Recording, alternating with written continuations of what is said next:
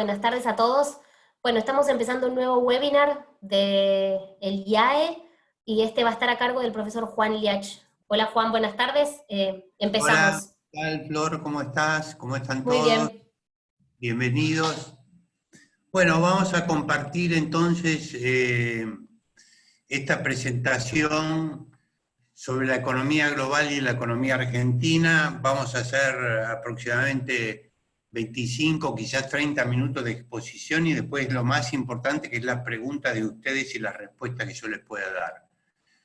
Primero vamos a ver la parte global y después la Argentina con ese índice que ustedes pueden ver ahora. Yo no lo leo porque, para ahorrar tiempo. Bueno, tenemos muchos cisnes negros, un agolpamiento de cisnes negros como nunca hemos tenido. Los daños de la crisis del 2008 en muchos países, como ser Italia, no se habían arreglado. Tampoco la deuda pública, que ha crecido mucho, la deuda pública y privada en total es 300% del Producto Interno Bruto. Después, en secuencia, ya más recientemente apareció el conflicto petrolero que derrumbó el precio del petróleo y ahí se empezó conjuntamente a agravar esta pandemia del coronavirus con las consecuencias que vamos a ver. Bueno, acá tenemos los números que lanzó ayer el Fondo Monetario. El fondo augura para el año 2020 una caída del Producto Bruto Mundial del 3%. Fíjense que la corrección respecto al número anterior, que era de 3,3, lo castiga en 6,3%. Los países desarrollados van a caer más, 6,1%, y los emergentes, como pueden ver, van a tener un número apenas positivo, básicamente por China y en parte por la India, que pesan mucho.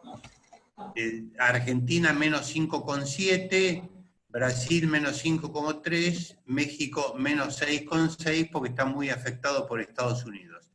Y en la última columna podemos ver que el fondo espera un rebote, no diría en B, pero parecido, un rebote bastante importante con el mundo creciendo en 2021 4,8%, los desarrollados 4,5% y los emergentes 6,6%, con China, que evidentemente es la locomotora del mundo emergente, creciendo 9,2%.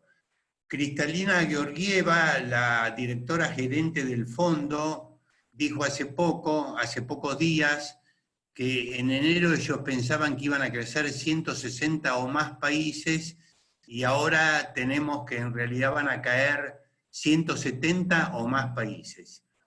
Y los datos de hoy en particular no fueron muy buenos, los datos de Estados Unidos, porque ventas minoristas cayeron 8,7 en marzo respecto de febrero y 6,2 respecto al año pasado. Y la producción comercial cayó también muy importantemente. Bueno, acá tenemos algunos de los síntomas que presentaba la economía global, por ejemplo, el tema de la desigualdad, que hay que tomarlo en serio porque está muy candente. La desigualdad, este es el índice de Gini, desde la revolución industrial en adelante aumentó y después, a partir de aproximadamente de 1990, empezó a mejorar este descenso de la curva, es debido al crecimiento de los países emergentes. Pero en la mayoría de los países, si uno los toma individualmente, la desigualdad aumentó. Bueno, tenemos unas tendencias complicadas en el mundo porque hay una tendencia al populismo, a la posverdad, a la competencia que se siente en los países desarrollados por el crecimiento de los emergentes, y eso está llevando a políticas que no son las mejores si siguen en aumento como han estado hasta esta epidemia. Yo creo que van a dificultar la salida de la economía mundial. Y finalmente tenemos el conflicto del siglo, o la pelea del siglo entre Estados Unidos y China, que es una relación bilateral complicada, y ahí pongo, y el G20, bien, gracias, porque este bilateralismo de Estados Unidos y China ha barrido, si se quiere, o ha empujado afuera a lo que era el multilateralismo. El mundo salió de la crisis de 2008 bastante rápido, en gran medida porque hubo una acción multilateral del G20 en la reunión de Londres en abril del año 2009. Ahora, hasta ahora no se ve nada parecido, y eso a mí personalmente me preocupa bastante. Bueno, tenemos una realidad que hasta antes de la crisis, ahora no sabemos qué va a pasar, las tortugas desarrolladas caminaban entre 0 y 3% por año, y las libres emergentes corrían entre 3 y 7% por año. Yo creo que esta tendencia con otros números va a continuar, o sea, los países emergentes, como también lo reconoce en el fondo en lo que vimos, van a seguir creciendo más que los países desarrollados. Ahí les dejo este sitio, después la presentación igual la vamos a compartir, este sitio de Roger, que es maravilloso porque lo actualizan permanentemente, yo diría que semana a semana, y cualquier dato internacional, Our World in Data se llama, ahí tienen la dirección de internet, es impresionante lo que ayuda. En el mundo emergente hemos tenido no solamente un aporte a la reducción de la desigualdad a escala global, sino también una caída de la pobreza. Por primera vez desde la revolución industrial, por lo menos, la pobreza absoluta, como vemos en la zona roja del gráfico, empezó a bajar, y hoy en día, recién hace unos pocos años, está por abajo de 1.000 millones de personas. Estamos hablando de pobreza extrema. Esto no quiere decir de ninguna manera que no haya pobres en el mundo y que no haya pobreza en el mundo. Estamos hablando de pobreza extrema, que es un concepto parecido al que nosotros llamamos la indigencia. Los países emergentes, ¿por qué han crecido tanto? Bueno, por 5 factores.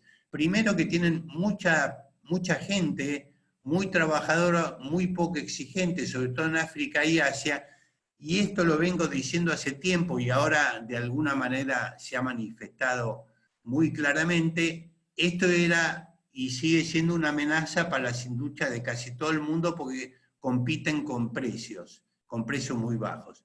Las tecnologías, en segundo lugar, se han ido abaratando, y si uno las compara con los precios de las commodities, han bajado entre 100 y 1000 veces, tal como lo escuchan. Y esto ha permitido a los países emergentes, exportadores y productores de commodities, que se han conducido inteligentemente, a progresar bastante. Por ejemplo, doy el caso de Perú, que es la estrella latinoamericana del siglo XXI, ha crecido en estos 20 años al 4% anual. O sea, el ingreso por habitante de Perú hoy en día es más del doble que el que tenían en el año 2000. Nosotros, la verdad que estamos en otro mundo, no, nada parecido. En tercer lugar, se está invirtiendo más y mejor en educación en muchos países emergentes, también en los desarrollados. Se está incorporando al consumo 5.000 millones de personas, que es como el 70% de la población mundial, y las políticas económicas han mejorado mucho en la calidad en muchos países emergentes. Menor inflación, atracción de inversiones y solvencia fiscal y externa. 3 palabras que en la Argentina lamentablemente no tienen la misma presencia. Bueno, esto para dar una idea de cómo marcha el mundo. Los emergentes, que tenían el 47% del Producto Bruto Total, van a pasar en el año 2040 al 77%, y los desarrollados van a bajar del 53% al 23%. La población es impresionante, fíjense, el aumento de la población de los países emergentes va a ser 2.190 millones de personas entre el 2010 y el 2040, y en cambio en los países avanzados va a aumentar apenas 62 millones, o sea, Y esto, por ejemplo, a África va a aportar casi la mitad de esos 2.000 y pico millones de personas. Y en tercer lugar, la expansión de las clases medias, ya no hablando de pobreza, sino personas que están fuera del área de pobreza, no solamente pobreza extrema, sino pobreza en términos generales, van a pasar de 500 a 4.100 millones de personas también entre el 2010 y el 2040.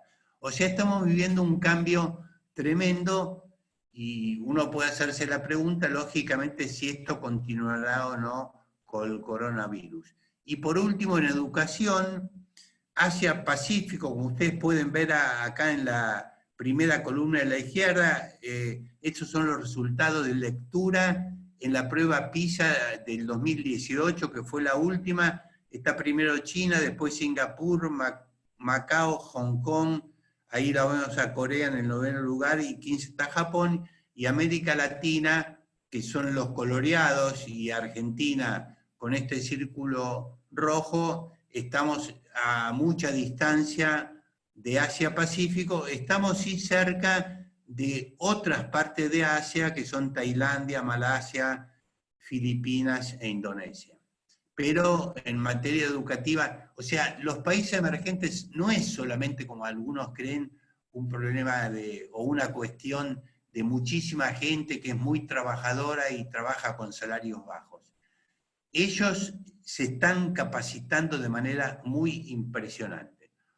Bueno, ¿qué podemos esperar ahora haciendo futurología? La verdad que nunca pensé que me iba a tocar hacer futurología en el contexto de una pandemia, porque yo veo a algunos colegas que también hablan de epidemiología, yo no me animo a hacerlo. La duración y la salida de la crisis va a depender crucialmente de cuánto dure esta pandemia, y eso a su vez va a estar muy influido por la aparición de remedios, ya sean vacunas u otro tipo de remedios. La salida puede ser, según los casos, en V corta, en U o en L, que sería el escenario más desagradable. Poco probable una J, o sea, una crisis muy corta y después salida violentamente para arriba. Eso es menos probable. Yo creo que lo más probable es, depende, ya dije, de la duración. Por ejemplo, si dura hasta el segundo o tercer trimestre la pandemia, podemos tener una salida tipo en B. Si por el contrario se instala también en el 2021, vamos a tener una zona de L, o sea, una situación peligrosa. El comercio exterior no va a ser como antes, porque hoy está cayendo al 14%, los países van a tender a tomar medidas proteccionistas, alimentos va a ser lo más firme, esta sería en principio una buena noticia para la Argentina, y hay que seguir de cerca a China, sobre todo el comercio exterior. En febrero las exportaciones estaban cayendo 17% y las ventas minoristas 20,5%. Hay que mirar muy seguido los datos de China, que la verdad que los informan bastante puntualmente, de acuerdo a un programa. Bueno, hay algunas dudas sobre el realismo, sobre todo en esta época de crisis, esos datos, pero yo diría que dan una señal aproximada.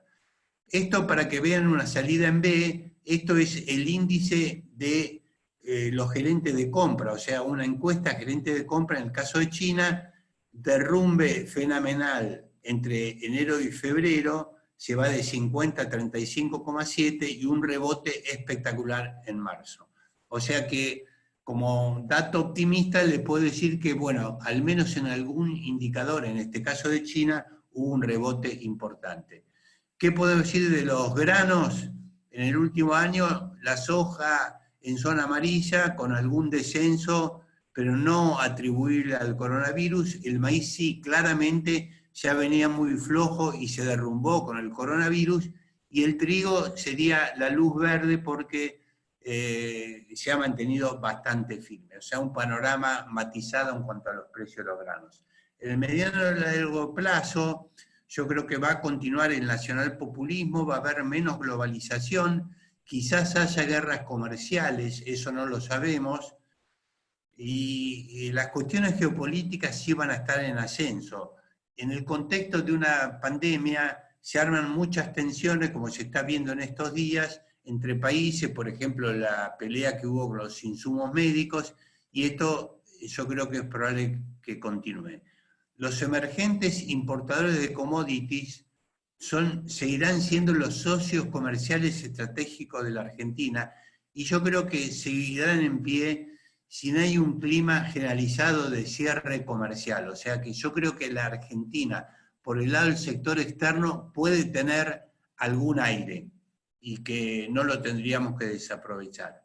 La cuestión ambiental quizás se le preste un poco más de atención, y el terrorismo, la gente va a estar ocupada en otras cosas, más bien en guerras comerciales, y probablemente esté en descenso porque no va a tener apoyo de las grandes potencias. En cuanto a Argentina, venimos de, como muestra la línea negra de este gráfico, nosotros en el año 30 teníamos un 82% del Producto Bruto por habitante de los países desarrollados, que están en rojo, la Argentina está en azul, y ahora tenemos 40%, o sea, hemos caído a la mitad en cuanto a nuestro nivel de vida comparado con los países desarrollados. Las razones son varias, pero una de ellas es que todo el periodo de principal decadencia de la Argentina hubo desacuerdos muy profundos, incluso con cuestiones de violencia muy, muy importantes.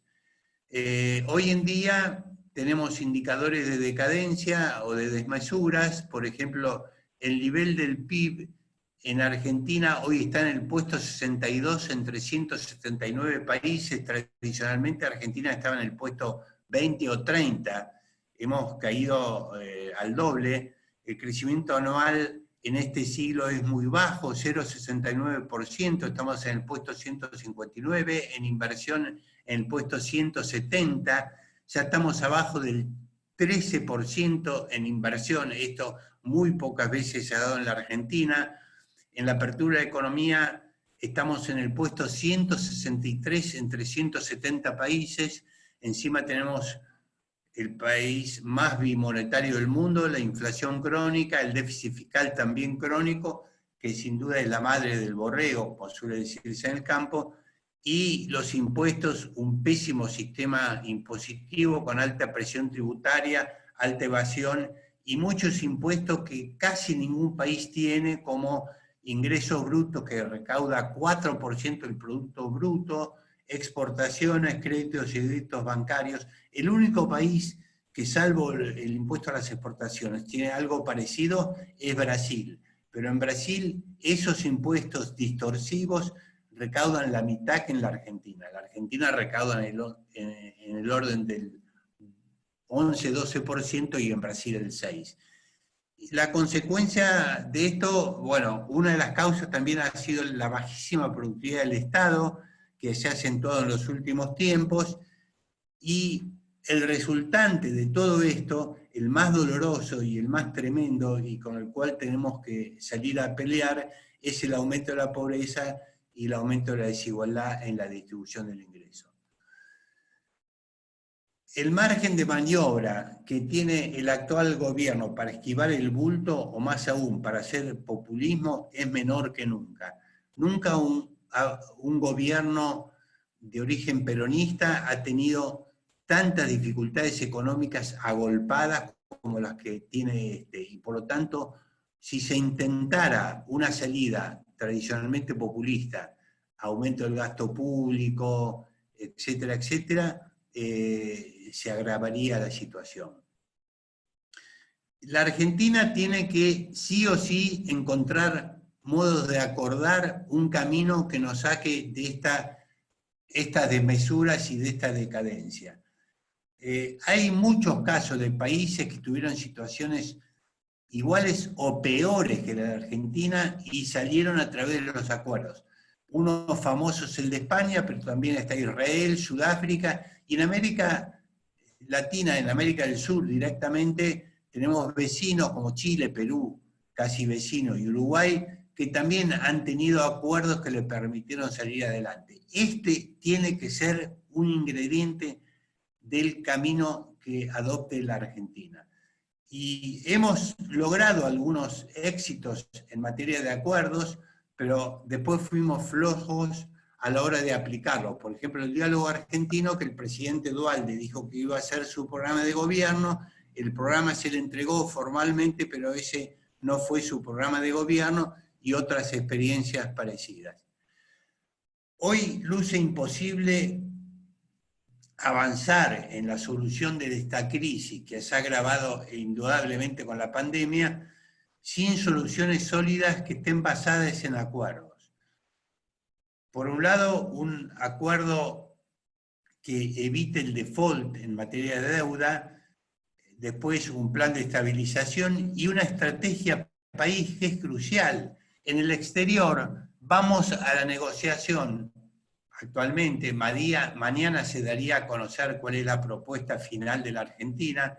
Está anunciado oficialmente que así se va a hacer y es bueno que se cumpla con el plazo previsto, pero vamos sin ninguna estrategia de crecimiento y eso es evidentemente un error porque un país para poder ser creíble en el mundo tiene que tener una estrategia de crecimiento. Si yo estoy pidiendo plazo, van a decir, pero ¿y vos cómo sabés que vas a crecer? ¿Cuál es tu estrategia de crecimiento? Y esa es una pregunta que lamentablemente no tiene respuesta. Acá les muestro y les dejo, no la voy a analizar, un conjunto de propuestas que han salido de este grupo que yo lo llamé plural, que ahí tienen toda la referencia, de la Unión Industrial Argentina, que es más convencional. El primero yo creo que tiene, no estoy de acuerdo con todo lo que dicen, pero tiene aportes importantes. En Alemania, bueno, han hecho un programa a la alemana que implica un 21,4% del Producto Bruto Interno. Y en China algo parecido. ¿Cuáles son las perspectivas últimas? Bueno, ahí está la frase de Marechal, Leopoldo Marechal, un gran escritor argentino que dijo que de los laberintos se sale por arriba. Yo digo, si se sale es por arriba, ¿no? Para no ser tan optimista. El enfoque actual es, como dije, carente de un plan y eso es muy negativo. Se gobierna semana a semana, casi día por día, no hay una perspectiva de mediano y menos todavía de largo plazo. Se está demasiado concentrado en la deuda, quizás en un plan de estabilización. Más subsidios, gastos y créditos que se han anunciado para atender la situación, que yo creo que hay que hacerlo, por 1,84% del PIB, principalmente en créditos que se están ejecutando. Los bancos están con dinero y espero que por lo menos la mayoría de los presentes lo esté aprovechando porque endeudarse al 20 y pico % anual en este momento es un muy buen negocio. Ahora, el pasado nos condena porque la emisión monetaria, por ejemplo en marzo, cuando no tenemos colchón fiscal, tenemos que recurrir a la emisión monetaria. En marzo aumentó 33,6% y hoy nos enteramos que quizás, no por casualidad, la inflación aumentó 3,3% en marzo. Se acaba de dar a conocer el dato. Y después tenemos el rebote sobre el dólar y el tema de los impuestos. El nuevo impuesto sería, aparentemente, según las versiones últimas, a los ingresos, no al patrimonio, sino a los ingresos mayores a 3 millones de dólares por año y serían afectadas 12.000 personas. El diputado Heller, que lo presentó, dijo que decidieron optar por este camino porque en caso contrario los afectados serían 31.000 personas. La alícuota todavía se desconoce, pero creo que no sería baja, dado que se piensa recaudar 3.000 millones de dólares entre 12.000 personas. Es una cifra, una alícuota interesante, poniendo que el promedio de ingresos sea no de 3, que es el mínimo, sino de 5, 6 o 7 millones, da una alícuota bastante alta. Veremos cuando se oficialice. El enfoque necesario, en contraste, como ya dije, sería un horizonte de mediano y largo plazo, impuesto con ignición. Yo llamo a esto adelantarle la reforma tributaria a las empresas que invierten y licitar cupos de descuentos impositivos a las empresas que inviertan, renegociar la deuda sin default, aumentar la productividad del gasto público. No hay ningún plan de aumento de la productividad del gasto público. Siempre se habla de la cantidad, pero a mí me importa mucho más la productividad, porque también los países nórdicos gastan en proporción al producto más que la Argentina, pero la productividad de lo que hace el Estado debe ser 10 veces la nuestra. Y creo que hay un esquema también de apertura contractual y gradual de la economía al estilo del que estaba implícito en el acuerdo Mercosur-Unión Europea, que espero que continúe. Hay que apostar fuerte a la agroindustria, a la energía, a la minería, a las industrias de insumos, a los servicios y a las industrias intensivas en conocimiento. Sobre estos hay varios planes en marcha que yo creo que deberían mejorarse en muchos casos. Y también tenemos que tener nuevos programas antipobreza que incluyan la cuestión de la educación y en particular la educación para el trabajo y la productividad inclusiva, que si hay tiempo en las preguntas lo veremos. Y finalmente haría falta un plan de estabilización. Recordemos que yo dije, y lo sostengo porque vivo obsesionado últimamente con este tema, somos la economía más bimonetaria del mundo. Muchos me dicen, ¿y por qué no dolarizar? ¿Por qué no dolarizar? Bueno, la dolarización, uno de los problemas que tiene es que es un camino de ida. Es un camino de ida. Ustedes ven, los países sudamericanos, hoy en el medio de esta crisis, todas sus monedas se están desvalorizando fuertemente. Por ejemplo, el real, el dólar en Brasil ya está en 5 reales y pico. ¿Y cuánto va a aumentar la inflación en Brasil? Probablemente vaya a aumentar un 1,5% anual.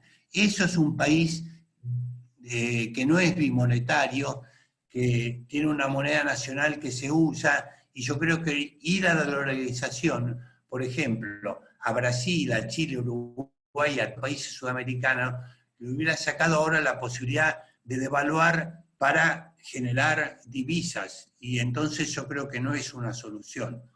Aunque ustedes se horroricen, yo creo que como tampoco se puede seguir emitiendo al ritmo que se ha emitido en marzo, al ritmo de aumento, como ha aumentado la emisión en marzo, yo creo que no habría que hacerle tanto asco al dinero perecedero de iure, lo llamo yo, que acá más vulgarmente se lo llaman los patacones, porque fueron todas las monedas que se emitieron, sobre todo las provincias, porque como había ley de convertibilidad y no se podía emitir, y finalmente el gobierno nacional también emitió monedas alternativas. Yo creo que si me dicen ¿qué es mejor? La dolarización, seguir emitiendo como estamos emitiendo hasta ahora, no asistir de ninguna manera a las empresas ni a la gente que se queda con ingresos, o emitir una moneda que tenga un plazo de vencimiento y que sirva para pagar impuestos,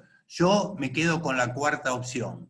Es una discusión, no creo ser el dueño de la verdad, pero me parece que hay que, y hay algunos colegas que ya han empezado a decirlo, yo lo tuiteé hace como un mes. Bueno, y también el programa de créditos al sector privado con garantía estatal que hizo Chile para salir de la crisis de 2008 debe estudiarse, porque es un programa que en definitiva le reportó ganancias al Estado. No fue tirar dinero a la marchanta, digamos, sino que fue una cosa bien hecha que yo creo que nos convendría bien estudiar. Y en cuarto lugar, yo creo que hay que tener preparadas alternativas selectivas de salida de la cuarentena. Hay esquemas que se están probando en algunos países. No digo de la noche a la mañana salir de la cuarentena, no soy experto en epidemiología, como ya les dije, pero, y ustedes lo saben de memoria, pero creo que sería un error salir de golpe de la cuarentena, pero también me parece que es un error mantener esta cuarentena tal como está, porque el daño a la producción, y sobre todo en un país como la Argentina, que no tenemos reservas fiscales para usar y que tenemos que recurrir a la emisión monetaria, sinceramente creo que hay que hacer una cosa que sea compatible con la salud, con el aplanamiento famoso de la curva, pero que permita empezar a aumentar la producción y la generación de salarios, etc. Yo como soy, a pesar de mi edad, sigo siendo un poco ingenuo, creo que sería un gran momento para que la Argentina sorprendiera al mundo con acuerdos, no digo los que yo propongo, que acuerdos significativos en los temas que nos han trabado y que nos han llevado a una decadencia que ya tiene muchas décadas. No entro en discusión de qué gobierno fue, y si Argentina sorprende al mundo con esa herramienta, yo creo que tiene la posibilidad de salir en U o en B asimétrica y también un camino de futuro que hoy no tenemos. De lo contrario, los riesgos irán en aumento.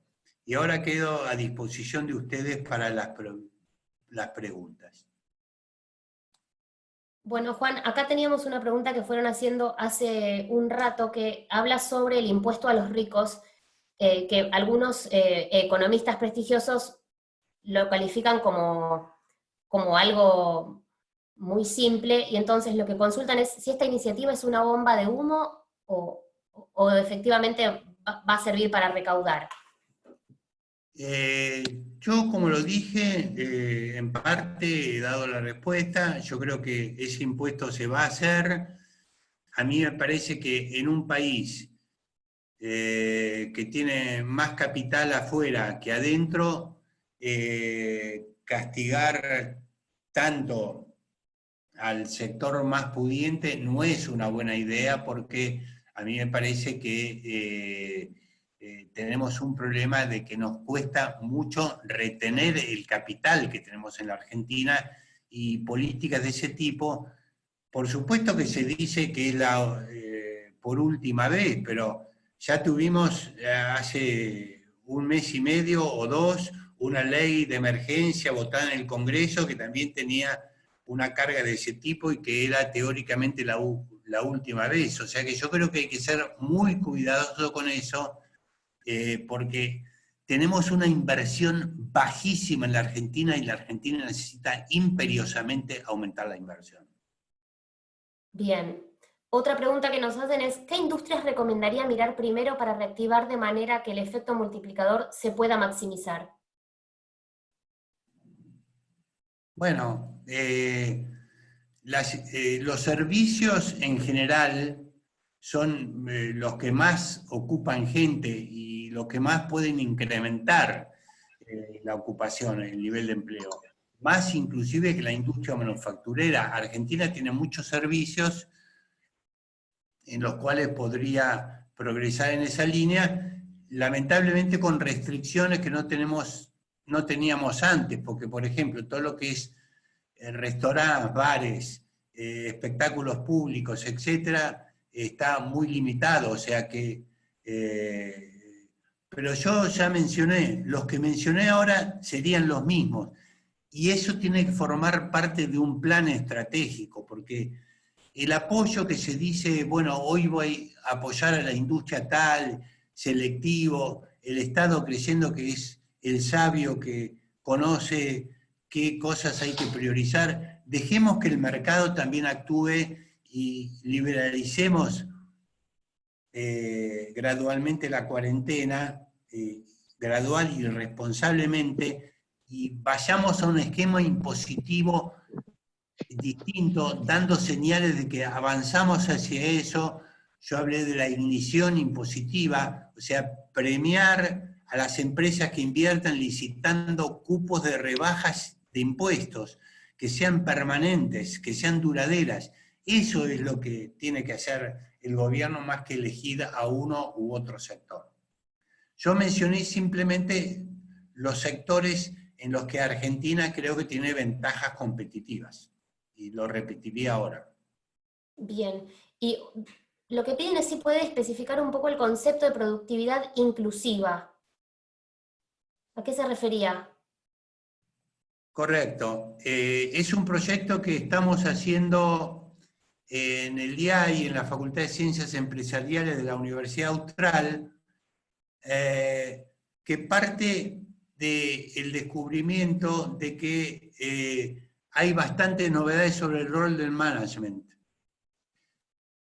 La productividad inclusiva es aumentar la productividad, pero no en base a echar gente, sino en base a incorporar y a incluir personas. Es muy difícil, pero yo creo que es el camino que tiene que intentar la Argentina.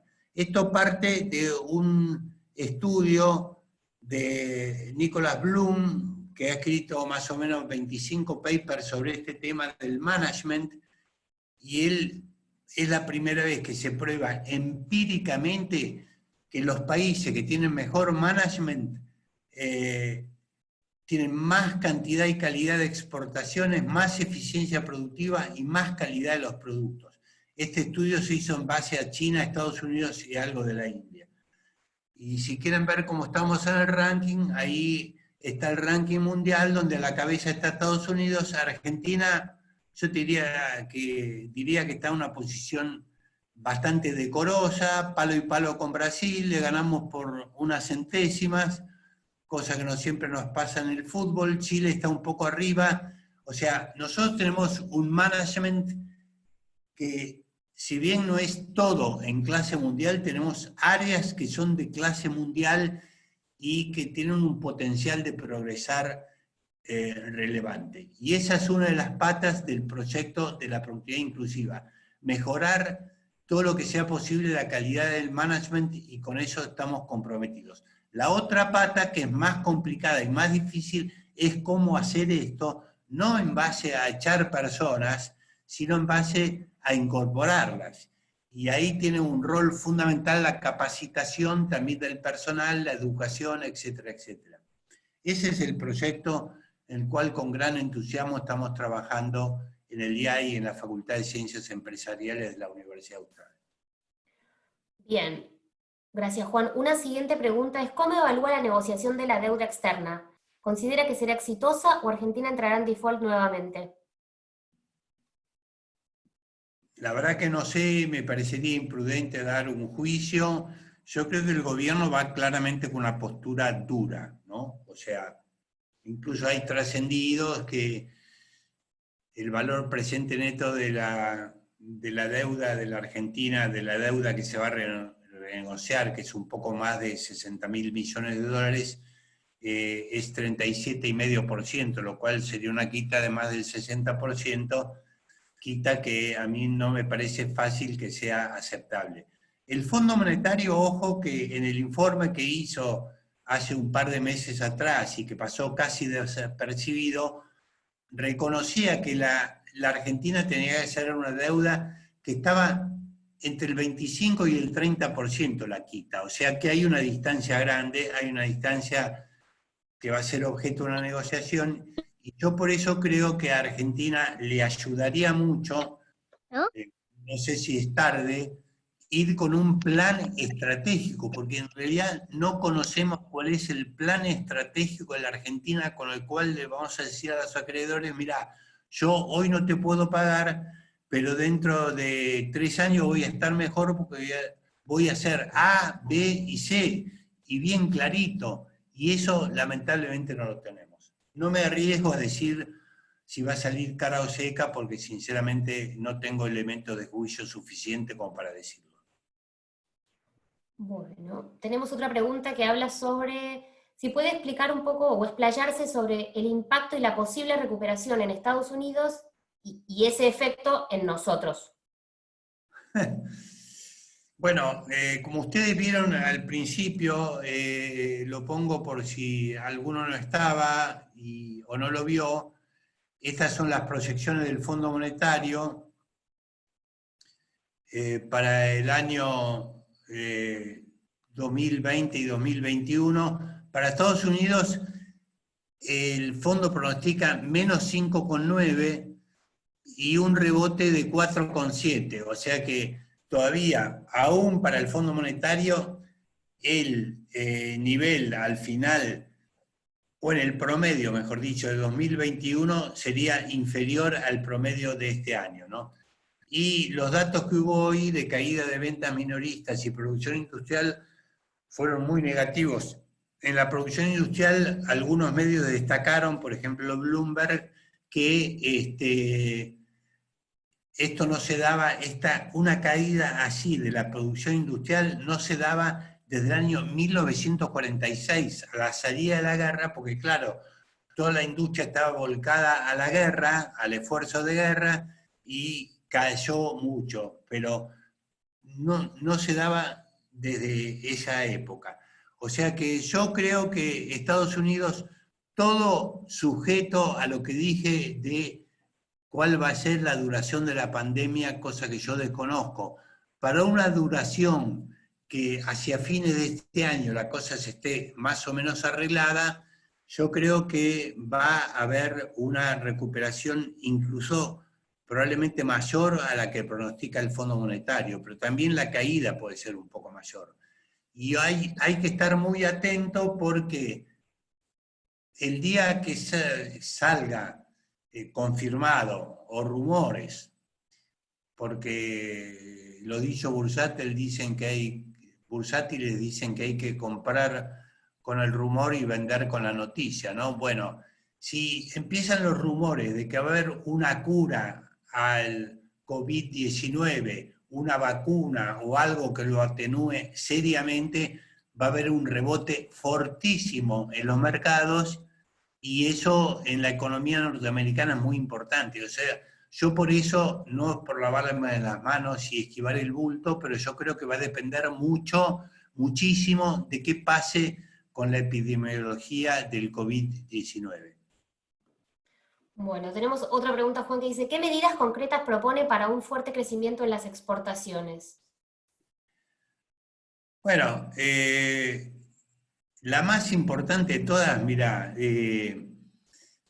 ya dije, ningún país tiene impuestos como ingresos brutos, impuestos a las exportaciones, créditos y débitos bancarios o tasas municipales. Todos esos impuestos que en Argentina han sumado entre 11 y 12% del PIB, ahora toda la recaudación se está derrumbando, ningún país del mundo los tiene en la misma proporción. El único que se acerca es Brasil, que tiene la mitad que la Argentina, pero los otros países, por ejemplo, sudamericanos, tienen menos del 1%, tienen la décima parte. Y esos impuestos son impuestos que directamente te percuten subiendo los costos de manera directa o bajando el precio en el caso de los impuestos a las exportaciones. O sea que la Argentina lo que tiene que hacer es, y por eso yo hablo de la ignición tributaria, hacer un programa creíble y con pago a cuenta, o sea, bajando ya a los que más inversión se comprometan los impuestos más distorsivos de todos, que son ingresos brutos, retenciones a las exportaciones, etc. Yo creo que eso es el camino.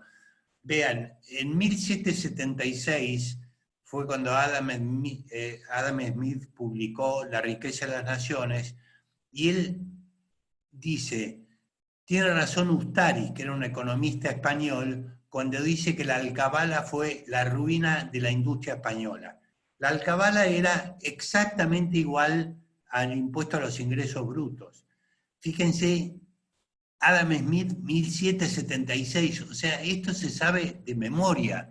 Entonces, como no queremos o no hacemos lo necesario, y ahí por eso yo insisto mucho en la productividad del Estado, por ejemplo, la productividad en recaudar los buenos impuestos y no tener que recurrir a los malos impuestos que van destruyendo las bases del crecimiento económico, la inversión y las exportaciones. Entonces, el camino para promover la exportación en la Argentina es ese.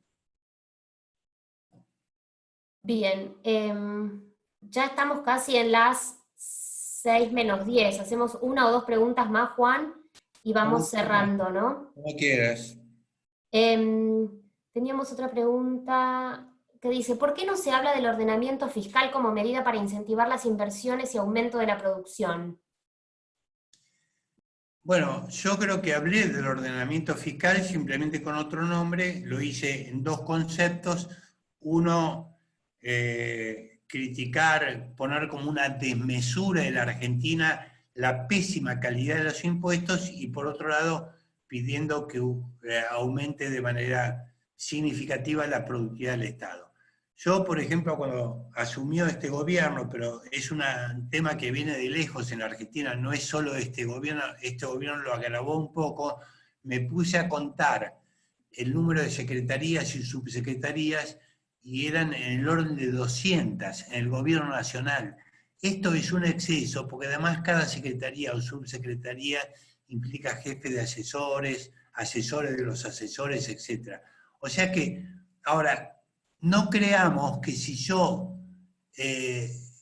descremara todo ese gasto, que yo creo que hay que hacerlo, Argentina tendría que tener un Estado mucho más austero y donde el ejemplo empiece de arriba hacia abajo,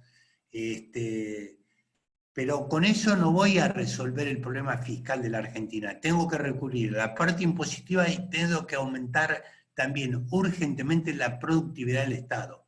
Yo ya les dije, Suecia, Noruega, Finlandia, esos países, el gasto público como proporción del producto es mucho mayor que el de la Argentina, pero sin embargo la productividad en términos de servicios de salud, de educación, de seguridad que dan esos estados es mucho mayor que en Argentina. O sea que en Argentina tenemos dos problemas. Tenemos un problema de exceso de gasto, pero también un problema de muy baja productividad del gasto público.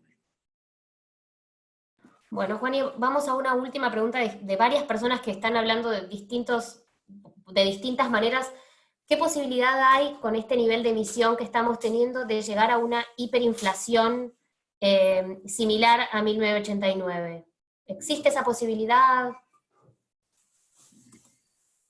No veo ese escenario como posible, pero como me preocupa el tema, por eso, y veo que algún otro colega ha salido a decirlo también, yo no le daría asco en última instancia a una tercera moneda que tuviera fecha de vencimiento y sirviera para pagar impuestos, porque si no nadie la va a querer. O sea, que sirva para pagar impuestos, ayude a reactivar la economía y en todo caso que haya una inflación en esta nueva moneda, que no sé cómo le pondríamos de nombre, yo no lo quiero bautizar porque puede ser mufa, de esta tercera moneda que seguramente no valdría exactamente igual que el peso, además como tendría plazo de vencimiento, naturalmente su valor iría bajando en el tiempo. Esa sería una manera de valorizar el peso argentino y no seguir emitiendo estas cantidades que realmente son peligrosas. La situación no es igual a la de la hiperinflación de 1989-90 de ninguna manera. Es igual, yo la estudié y tengo trabajos escritos sobre eso y realmente no encuentro que sea igual. Hiperinflación técnicamente se define cuando un país tiene un trimestre seguido de 50% de inflación mensual, no anual. Bueno, por ahora en la Argentina estamos en 3,3, estamos muy lejos, pero no hay que tirar de la piola más que lo que la piola da, porque es un riesgo que categóricamente la Argentina, por haberlo experimentado, tiene que ahuyentarlo, aunque esté muy lejos esa posibilidad. Bueno, tenemos muchísimas preguntas más, Juan, pero siendo casi las 6, me parece... Una pena no poder contestar. Una pena. Podemos hacer quizás más adelante otro webinar con más preguntas. Lo que les pedimos a todos, quizás les damos las gracias por haber participado con nosotros, y yo voy a poner en pantalla una encuesta para que puedan sacarle una foto a un QR o entren al link, porque nos va a ayudar un montón a nosotros las respuestas de ustedes para mejorar y para ofrecerles nuevos webinars en el futuro. No sé si ahí la están viendo, Juan, ¿usted la ve, la encuesta? Espera un minuto. No, ahora resulta. A ver, yo voy a poner compartir pantalla y les voy a poner la encuesta. Perdón. Yo había puesto la última que vos me dijiste, Flor. ¿Ahí la ven? De cualquier manera también se las vamos a estar mandando por mail para que la puedan completar. Y ahora también la van a estar poniendo en el chat, el link, para que puedan hacerlo, si quieren también, a través del chat. También les vamos a poner a disposición la presentación, ¿no, Flor? Sí, también. Eso va a estar, yo se los recuerdo, va a estar en la página del IAE, que es www.iae.edu.ar/cerca. A partir del viernes va a estar la presentación del profesor Liach, va a estar la grabación de la charla, y ahí van a poder encontrar esta información y los webinars anteriores también. Bueno, muchísimas gracias por la presencia tan numerosa y calificada, y hasta cualquier momento. Seguimos en contacto. Gracias. Gracias. Gracias. Gracias. Muchísimas gracias. Muchas gracias. Muchas gracias. Gracias. Gracias, profesor. Muchísimas gracias. Muy productivo. Gracias. Profesor. Gracias por toda la información. Muchas gracias. Muchas gracias. Ha sido muy claro. Un placer. Muchísimas gracias por todo. Muchísimas gracias. Gracias desde Uruguay. Muchas gracias. Juan. Gracias, Juan. Gracias a ustedes por la presencia. Gracias.